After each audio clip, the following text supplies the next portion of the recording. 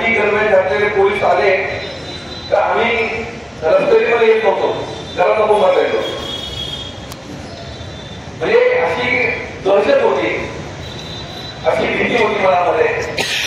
त्या पोलीस त्या गावामध्ये आले, गावामध्ये, आणि त्यावेळेस काय फक्त एखाद्या यात्रेच्या निमित्ताने, एखाद्या समारंभाच्या निमित्ताने पोलीस कर्मचारी गावागावामध्ये येत नाही. इथे फक्त इथे आपल्याला दररोज आपल्या शाळेला पोलीस स्टेशनच्यामुळे ते सगळे कर्मचारी आपल्याला पाहायला मिळतात.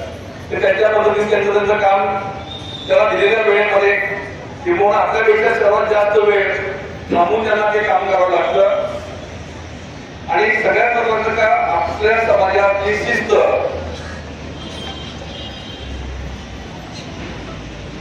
ही कायम ठेवण्यासाठी कायद्याचं पालन, कायद्याचं राज्य काय असतं हे तुम्हाला सांगण्याकरिता हे पोलीस स्टेशन आपल्या पद्धतीने त्यांच्या कारणामध्ये कामकाज करत असतं. मला काल संध्याकाळी 9 वाजता फोन आला का तुमच्या शाळेचे काही निवडक विद्यार्थी पोलीस स्टेशनला येतील का? घेऊन येऊ. किती पाहिजे मुलं?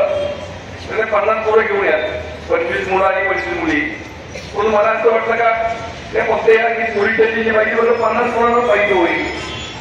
पण शाळेमध्ये जर 1105 मुलं शिकत आहेत तर एवढ्या सगळ्या मुलांना ही माहिती झाली तर खूप माहिती मिळापर्यंत पोहोचेल. पोलीस स्टेशनचं कामकाज काय असतं, ते आपलं विषय कसे करतात, एखादा एफआयआर दाखल करायचा असेल तो कसा केला जातो, पेपर केव्हा वापरले जातात, एखाद्या गुन्ह्यामध्ये तुम्ही सापडला तर त्याला शिक्षा काय असते, या बाबतीमध्ये अनेकदा मार्गदर्शन करण्यासाठी आपल्या चंद्रनगर पोलीस स्टेशनचे पीएसआय